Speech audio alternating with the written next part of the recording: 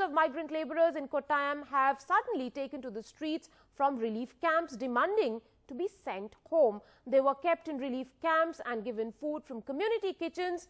The Kerala Chief Minister had repeatedly said that migrant labourers will be taken care of, but there on your screens you can see those labourers out on the streets in Kottayam, and they clearly want to go back home. I'm joined by my colleague Sneha Mary Koshi online on that story. Sneha, why are they taking to the streets? Do they not trust in what the government is saying and the kind of facilities that they are being given by the government?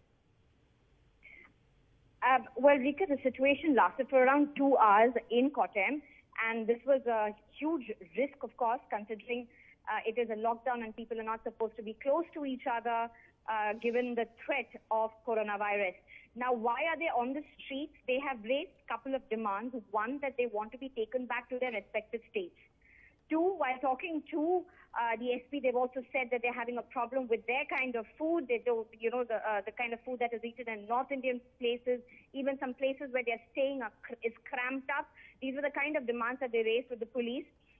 This situation lasted for around 2 hours. The Kottayam SP as well as the collector both reached the ground and spoke to the migrant workers who were protesting for around 2 hours, and in what would many say in a very restrained manner, the police appealed to these migrant laborers.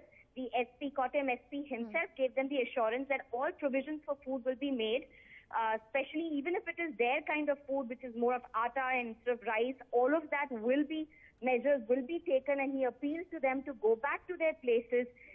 The collector also said even if there's any constraint of the spaces where they are staying, there are separate places which have been identified by the state government, and they will be taken to those particular places, and that is not a problem. But however, the police as well as the collector both making it clear that they cannot be taken back to their respective states at this point because there is no transport. Also, borders have been sealed and movement is not being allowed. So this has been explained to them. Right now, the crowd is dispersing, going back to their places. But from what largely seems to be what the collector is saying is there was a perception, seeing what's happening in other states, that perhaps they can get back to their own respective states, and that's why many of them gathered together. Of course, there's also this thing, and just to clarify, not all of them are at the relief camps. Many of them are at the places where they were working and continue to stay there. Right. So the collector and the SP making it very clear Right. that all provisions, whether it be raw food materials also, will be made available for them so they can cook in whatever way they want. Right. So now it seems the situation is under control and the government has given assurances to them that they are going to get food and other amenities in Kerala.